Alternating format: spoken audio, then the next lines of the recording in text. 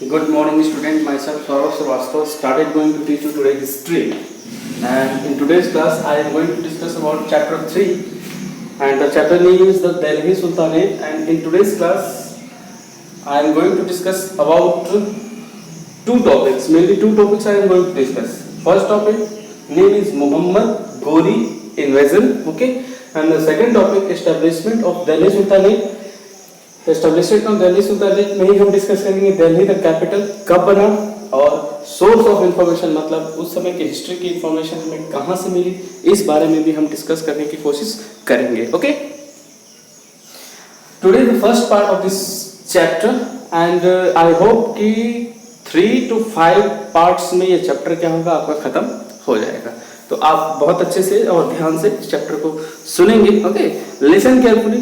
Okay, आपको सुन के ही चीजें याद हो जाएंगी. क्वेश्चन आंसर लिखने में आपको बहुत आसानी होगी. Okay, so listen carefully. For more than 150 years after the raids of Mahmud Ghazni, okay, मतलब लगभग 150 साल से भी ज्यादा महमूद गजनी को आक्रमण किए हुए हो गए थे. India did not face any major invasion. India ने अब तक कोई बहुत बड़ा युद्ध नहीं देखा था. ओके, ड्यूरिंग दिस पीरियड, इस समय the Rajput ruler of north India, north India के रहने वाले जो राजपूत राजा थे, उन्होंने मुस्लिम ट्रेडर्स को इंडिया में ट्रेडिंग करने की परमिशन दे रखी थी और उसको वो इनकरेज कर रहे थे, प्रमोट कर रहे थे. Some Muslim traders even settle in India. और अब तक कई सारे जो मुस्लिम ट्रेडर्स थे, मुस्लिम किंग की मैं बात नहीं कर रहा हूँ, मुस्लिम ट्रेडर्स की मैं बात कर रहा हूँ. मुस्लिम ट्रेडर उस समय तक क्या हुए थे, इंडिया में एस्टेब्लिश धीरे धीरे हो चुके थे कुछ. Okay, some Muslim trader even settled in India.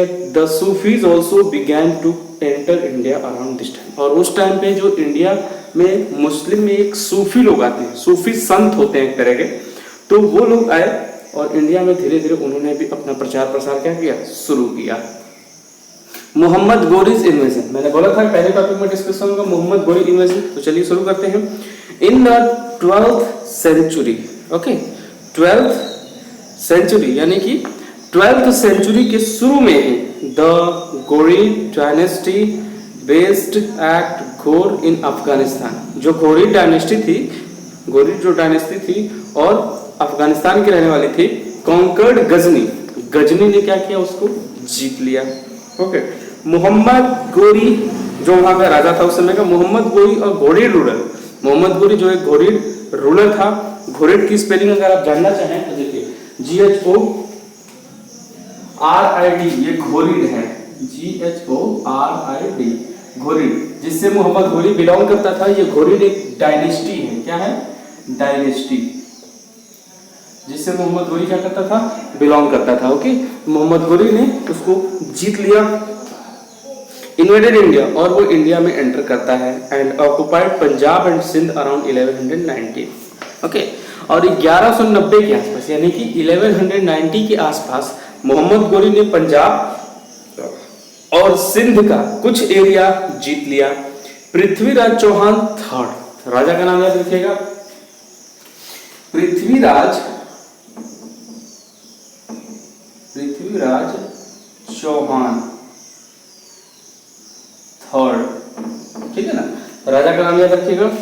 Prithviraj Chauhan third जो था, हु रूलर ओवर अजमेर, जो अजमेर और दिल्ली पर उस समय पंजाब से ही कंट्रोल किया करता था. ध्यान दीजिएगा, पृथ्वीराज थर्ड जो दिल्ली और पंजाब पर उस समय, सॉरी, दिल्ली और अजमेर पर उस समय पंजाब से ही कंट्रोल किया करता था. This led to 2 battles between him, Mohammad Ghori और पृथ्वीराज थर्ड के बीच 2 लड़ाइयां लड़ी गई, युद्ध लड़े गए जी.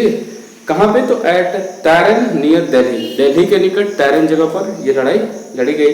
Mohammad Ghori lost the first one in 1191. Mohammad Ghori 1191 यानी कि 1191 में हार जाता है पहली बार. But in the second one, but एक साल बाद ही 1192 में ही डिफीटेड पृथ्वीराज थर्ड, उसने पृथ्वीराज को हराया और दिल्ली और अजमेर दोनों पर एक साथ कब्जा कर लेता है. ध्यान दीजिएगा, मोहम्मद गोरी और पृथ्वीराज चौहान के बीच 2 बैटल्स हुए. दोनों बैटल्स में पहली जो बैटल्स थी 1191 में हुई, जिसमें पृथ्वीराज चौहान ने मोहम्मद गोरी को हरा दिया. लेकिन एक साल बाद ही 1192 में फिर से बैटल होते हैं और उसमें पृथ्वीराज चौहान हार जाता है और दिल्ली अजमेर पर मोहम्मद गोरी का शासन हो जाता है।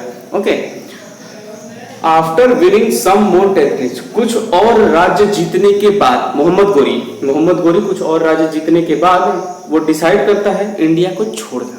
देखिए क्या क्या हो रहा है कि winning more territories, after winning more territories Mohammad Ghori wants to, या Mohammad Ghori decided to leave India. Mohammad Ghori जो है इंडिया छोड़ने के बारे में सोचता है। He left his Indian territories in the charge of his trusted slave and able general Qutubuddin Aibak. ध्यान दीजिएगा नाम, ठीक है, वह इंडिया छोड़ देता है और इंडिया के सारे राज्य को छोड़ देता है, लेकिन उसका जो महत्वपूर्ण या इंपॉर्टेंट एक गुलाम रहता है जिसको उस समय स्लेव बोला जाता है। क्या बोला जाता था? स्लेव बोला जाता था। उसने स्लेव जिसका नाम था कुतुब, ठीक है, कुतुबुद्दीन ऐबक, ठीक है, कुतुबुद्दीन ऐबक को ये सारी टेरिटरी जो मोहम्मद गोरी ने जीत रखा था वो सारी टेरिटरी कुतुबुद्दीन ऐबक को सौंप कर चला जाता है। Muslim rulers often choose to give such important offices to slave. Muslim rulers जो थे वो राज्य जीतने के बाद वहां का सारा चीज लूटने के बाद राज्य को छोड़ देते थे और अपने स्लेव को वहां का राजा बना देते थे, या हम कह सकते हैं कि देख रेख के लिए रख देते थे। Okay, slaves were considered more loyal, जो स्लेव सबसे ज्यादा ईमानदार होता था, then sons and other relatives, या अपने बेटे को या फिर अपने रिश्तेदारों को वो जीता हुआ राज्य सौंप कर चले जाते थे। अब देखिए दूसरी हेडिंग जो मैंने डाल रखी है, okay, establishment of Delhi sultanate, इसके बारे में हम लोग डिस्कशन शुरू करते हैं। Okay, after Mohammad Ghori's death in 1206, ध्यान दीजिएगा मोहम्मद गोरी की जो डेथ है, मोहम्मद गोरी की जो डेथ है वो 1206 में हो जाती है, 1206 में हो जाती है। Qutbuddin Aibak proclaimed himself ruler of the Turkish territories in India. टर्की राजाओं ने जितने भी राज्य इंडिया में जीत रखे थे उन सबका मालिक कुतुबुद्दीन ऐबक खुद को अनाउंस करता है। 1206 में मोहम्मद गोरी की मौत के बाद कुतुबुद्दीन ऐबक टर्की के राजा जितने भी टेरिटरीज को जीत कर इंडिया में जा चुके होते हैं उन सबका मालिक कुतुबुद्दीन ऐबक अपने आप को अनाउंस करता है। He took the title of सुल्तान, वह खुद को सुल्तान की उपाधि देता है, ठीक है, वो खुद को किसकी उपाधि देता है? सुल्तान की उपाधि देता है। तो पूछ सकते हैं कुतुबुद्दीन ऐबक खुद को सुल्तान की उपाधि यानी कि सुल्तान का टाइटल कब देता है? तो 1206 में, यानी कि 1206 में देता है। ओके, अब देखिए he took the title of Sultan and made Delhi his capital, और 1206 में ध्यान दीजिए पहला आर्टिकल दिया दिल्ली का कैपिटल, तो 1206 में ही दिल्ली क्या बन जाती है?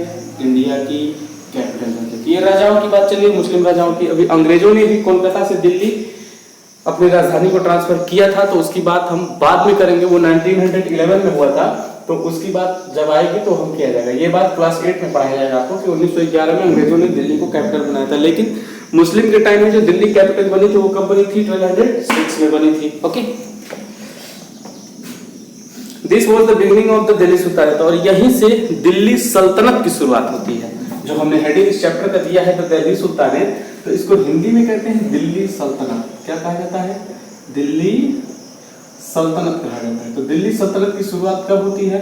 1206 में, यानी कि the Delhi sultanate began in 1206। Okay, the Delhi sultanate had 5 dynasty. Delhi में कुल 5 डायनेस्टी होती है। पहला द स्लेव यानी कि गुलामों का शासन, खिलजी वंश, अलाउद्दीन खिलजी के बारे में आपने सुना होगा, तुगलक, मोहम्मद बिन तुगलक, ठीक है, जो टर्की का रहने वाला था, और सैयद, ठीक है ना, और लास्ट लोधी वंश। ये 5 राजा, लोधी के बाद बाबर आता है। तो बाबर के यहाँ से मुगल साम्राज्य की स्थापना होती है जो 1526 में होती है, यानी कि 1526 में। तो इसे हम लोग आगे पढ़ेंगे। अभी हम लोग कहां से कहां तक की हिस्ट्री पढ़ रहे हैं? तो 1191 से लेकर के और कहां तक? 26 तक की हिस्ट्री हम लोग पढ़ेंगे। ओके, तो इसके बाद बाबर का नंबर आएगा। बाबर अभी बहुत दूर है, वो मुगल डायनेस्टी में आते हैं। दिल्ली का कैपिटल, ठीक है, दिल्ली का, पहले दिल्ली का नाम क्या था? दिल्ली का, DHILLIKA। पहले दिल्ली का नाम क्या था? दिल्ली का, DHILLIKA, दिल्ली का बोला जाता था, लेकिन बाद में इसका नाम बदल के क्या दिया गया? दिल्ली रख दिया गया। tomb was possibly built by the Tomaras around the year of 736। Delhi का जो दिल्ली थी वो 736 यानी कि 736 के आसपास तोमारस के द्वारा बनाई जाती है। ठीक है, विशालदियो और चौहान रूलर। ठीक है, विशालदियो जो एक चौहान वंश का राजा रहता है 12th सेंचुरी में captured the city from the Tomaras. Tomaras से दिल्ली को जीत लेता है अंडर द तोमारस के अंडर द चौहान्स जब तोमारस के अंडर रहते हैं तो Delhi grew into a very important administrative centre in north India. तो उत्तर भारत में दिल्ली जो है एक इंपॉर्टेंट ट्रेडिंग सेंटर के रूप में या हम कह सकते हैं कॉमर्शियल सेंटर के रूप में ग्रो अप कर रहा था। ग्रो अप करने का मतलब मार्केट जो आसपास के थे, इंटरनेशनली मार्केट या जो इंटरनली मार्केट थे, वो धीरे धीरे डेवलप हो रहे थे दिल्ली के अंदर। ओके, दिल्ली के आसपास। ठीक है, because of Delhi strategic location और दिल्ली बीच में होने के था, most of the sultan established a capital city here. तो जितने भी राजा हुए, सुल्तान हुए, उन्होंने दिल्ली को ही अपनी कैपिटल बनाई। क्यों? क्योंकि सेंटर में था।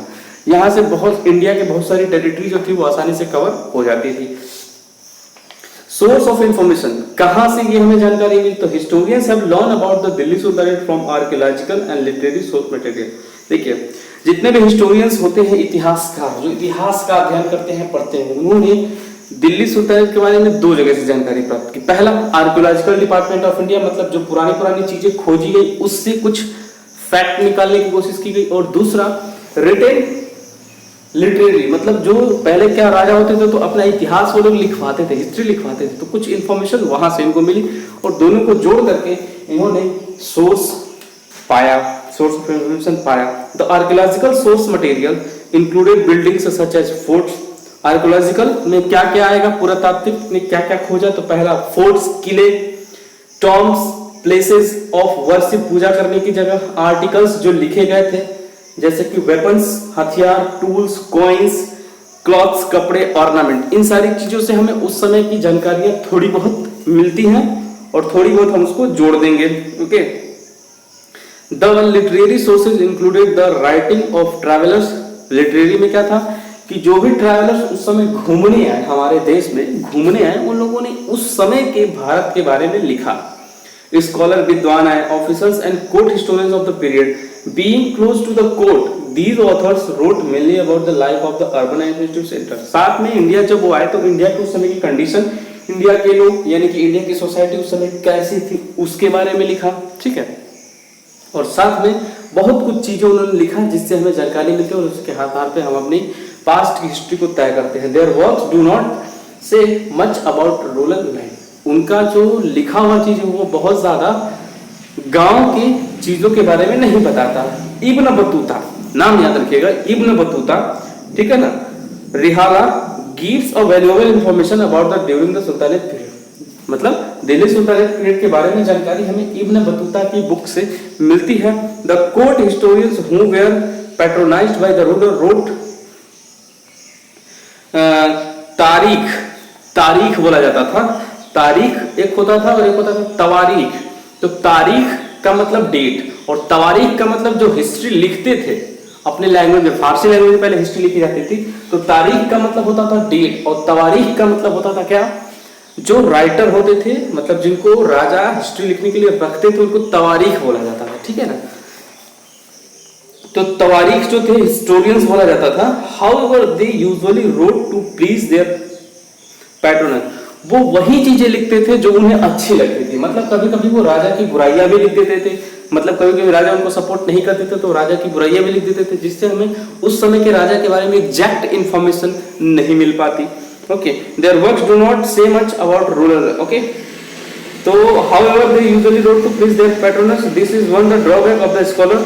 मिनहाज उस सिराज उस समय के एक तवारीख थे जी और हिस्टोरियन थे जियाउद्दीन। सारी बुक में आपकी इंफॉर्मेशन दी हुई है, मैं इसी में से पढ़ा रहा हूं। जियाउद्दीन उस समय के क्या थे, हिस्टोरियंस थे। Okay, Tarikh Firoz Shahi however gives a fairly unbiased picture of the reigns of the Khilji and Tughlaqs. मतलब तवारीख और तारीख जो थे, इन्होंने खिलजी वंश, खिलजी जो एक राजा था ठीक है। इसने मैंने नॉर्थ इंडिया को टारगेट किया था, ठीक है, सॉरी साउथ इंडिया को टारगेट किया था। और तुगलक जो थे, मोहम्मद बिन तुगलक नाम सुना होगा आपने, तो इन्होंने भी बहुत सारे राज्यों को अपने कब्जे में लेने की कोशिश की। खिलजी को अपना इतिहास लिखवाने का बहुत शौक था, तो उसने तवारीख बहुत सारे रखे थे, अलग लोग अलग अलग तरह से इतिहास उसका लिखते थे। तो आई होप आपको आज की वीडियो बहुत पसंद आई होगी। So like, share and subscribe and also watch the video very carefully. If you have any doubt regarding this video, then you can tag me in the group and also tag the question, ठीक है, okay, and I will give you the answer of that question, okay. Thank you so much and let's